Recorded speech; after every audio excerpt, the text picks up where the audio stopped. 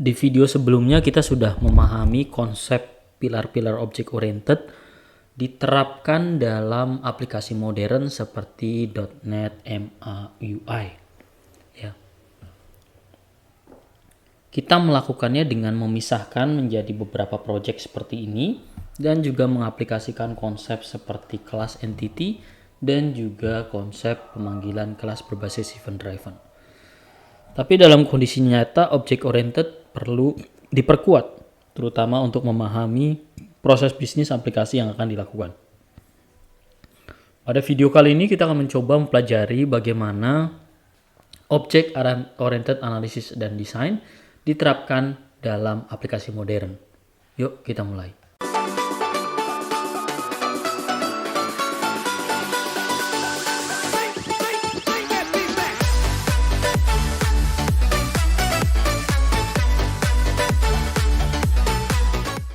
Umumnya tim memulai dengan melakukan analisis, teman-teman.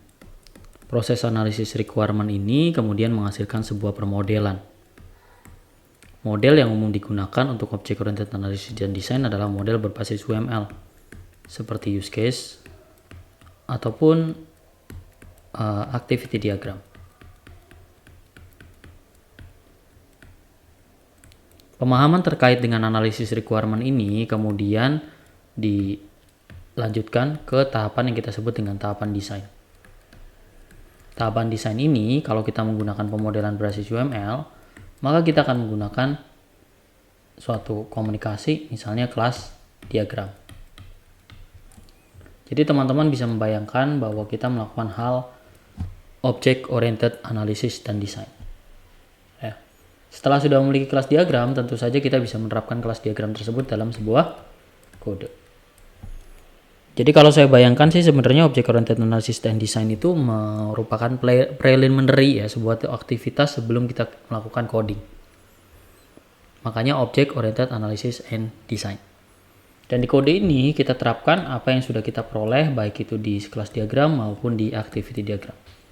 Kita menyusun logikanya dan menerapkan aspek yang sudah kita lakukan di aplikasi modern. Sekarang kita coba yuk. Di sini saya menggunakan UML di Visio Professional. Saya akan mulai menambahkan aktor di sini, ya. Jadi saya bisa menambahkan aktor di sini. Kemudian saya menambahkan use case di sini. Ya, kita akan menambahkan sebagai contoh, misalnya kita akan membuat sebuah customers. Kemudian di sini kita akan membuat opening account. Ya.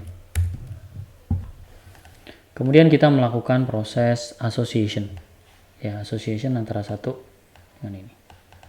Ini adalah sebuah use case sederhana yang menunjukkan bagaimana seorang customer membuka account di perbankan. Teman-teman bisa lihat di sini ya, secara sederhana object oriented analysis di sini kita menganalisis bahwa customer bisa melakukan open account. Tentu saja akan ada banyak aksi selain open account, misalnya close account, misalnya melakukan top up, ya, menambahkan balance, mengecek kredit dan sebagainya. Anggap saja kita memiliki ini dan kita sudah selesai dalam proses analisis. Setelah menyusun use case, umumnya kita mendetailkan aktivitas yang dilakukan di open account ini dalam sebuah flowchart diagram. Kita bisa melakukannya dengan memilih hal yang sama, ya. Kita melakukan hal yang sama yakni software, kemudian kita membuat UML activity diagram, dan kita bisa membuat activity diagram di sini. Saya bisa menambahkan page baru, kemudian saya akan membuat sebuah proses activity diagram di sini. Dan teman-teman bisa menggambarkannya itu secara lebih mudah dengan Visio ataupun tools-tools software yang lain. Intinya adalah saya akan melakukan aktivitas untuk menghubungkan antara satu connection dengan connection yang lain dan seterusnya. Jadi proses yang kita lakukan setelah menyusun use case adalah kita menyusun activity diagram. Sebagai contoh, ini adalah activity diagram yang oversimplify banget, artinya kalau di kenyataan nggak mungkin dia ada yang kayak gini ya. Biasanya detail bercabang ya, bagaimana kalau formnya sudah keisi, bagaimana kalau digital ID-nya palsu, bagaimana kalau NIK nggak ditemukan, nah gitu ya, teman-teman bisa bayangkan itu.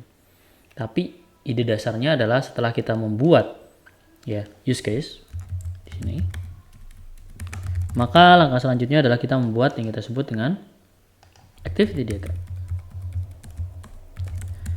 Dan activity diagram itu mencerminkan satu use case yang ada di sini. Jadi teman-teman bayangkan kalau kita punya customer ini punya 10 use case, maka kita akan punya 10 activity diagram. Kebayang ya teman-teman ya. Setelah sudah memiliki activity diagram, baru selanjutnya kita menyusun yang disebut dengan kelas diagram. Kelas diagram ini macam-macam kedalamannya. Yang paling rendah kedalamannya atau yang paling abstrak itu kita sebut dengan domain model. Dan itu cukup loh. Kalian gak harus mendetailkan sebuah kelas diagram sampai sedetail-detail mungkin. Tapi kalau misalnya kalian merasa perlu untuk mendetailkan, gak apa-apa. Jadi tidak ada suatu kewajiban teman-teman harus melakukan proses sampai detail sekali gitu ya. Di sini teman-teman kita bisa menggunakan UML class diagram, kemudian kita membuat sebuah kelas. Di sini saya mungkin memiliki dua kelas, satu bernama kelas, saya akan membuat kelas namanya customer, ya, dan satu kita membuat kelas dengan nama account. Nah gini ya, oke. Konsep seperti ini sebenarnya kita sudah masuk ke konsep yang namanya desain. Kenapa konsep desain? Karena pada saat kita mendesain sebuah kelas diagram, kita melakukan aktivitas untuk merancang. Sah-sah saja kalau saya mau masukkan akun itu ke dalam kelas customer gitu ya, sebagai variabel atau sebagai bagian dari kelas customer. Tapi saya juga bisa merancang yang lain. Contohnya di sini saya memiliki dua kelas, merancang dua kelas. Kemudian kelas itu kita melakukan konsep association ya, association di sini. Saya membuat association dari kelas 1 ke kelas berikutnya. Salah satu aspek desain yang penting dalam penyusunan kelas diagram adalah menyusun relasi. Contohnya di sini satu customer, ya di sini kita bisa membuat satu ke banyak. Ya artinya teman-teman paham ya bahwa satu customer bisa memiliki banyak account. Dari kelas diagram ini teman-teman bisa menyusun database-nya, bisa menyusun kelas yang ada di Visual Studio dan sebagainya. Dan jangan kaget teman-teman kalau teman-teman menggunakan beberapa software ya seperti Visual Paradigm ataupun Spark System Enterprise Architect, teman-teman bisa menemukan satu menu yang cukup spesial yaitu menggenerate showcode dari UML.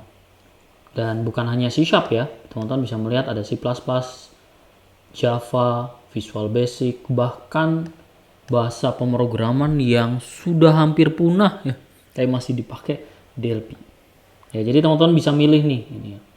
Tapi kalau enggak, teman-teman harus mempelajari bagaimana mengkonversi diagram yang sudah ada ke C# code. Di kasus tadi artinya kita memiliki sebuah kelas yang namanya customer ya. Di situ kita punya kelas yang namanya customer. Kemudian kita juga memiliki kelas yang namanya account. Ya, oke. Kita memiliki kelas yang namanya account. Nah, ini ya account-nya. Oke. Nah, kelas customer dan kelas account ini saling berhubungan, maka kita melakukan relational. Umumnya, relational bisa dilakukan dengan konsep one to many ya. Berarti kita bisa menggunakan sebuah kode untuk memahami account tersebut. Kita tambahkan dulu ya, ini beberapa kode yang sudah ada, customer ID, customer name, dan berikutnya kita akan buat yang disebut dengan account ya. Kita akan menggunakan private account. Di sini betul account, kita akan buat dalam bentuk array accounts ya. Nah, teman-teman bisa bayangkan itu ya. Oke, teman-teman bisa bayangkan bagaimana kita memiliki hubungan one to many. Tentu saja di Object Oriented Analysis dan Design kita membicarakan juga yang kita sebut dengan access modifier. Contohnya ini customer public, internal, atau protected. Saya akan buat public supaya bisa diakses misalnya. Ya, kemudian account ini akan internal atau protected. Teman-teman bisa melihat dan mana yang bagian praktik gitu ya. Atau protected atau private gitu ya. Nah, di sini teman-teman bisa melihat kita membuat beberapa kode di sini. Kemudian saya akan membuat sebuah penambahan account ya, teman-teman bisa melihat dan seterusnya. Ya, kita bisa melihat kita menambahkan account dan sebagainya. Di sini saya akan membuat public juga ya. Nah ya, oke. Nah teman-teman bisa melihat kodenya dan kita sudah melakukan one to many dan juga merancang desain kode ini. Ya, demikian sesi konsep menyusun object oriented analysis dan design dengan C# dan kita bisa lanjut ke video selanjutnya. Terima kasih.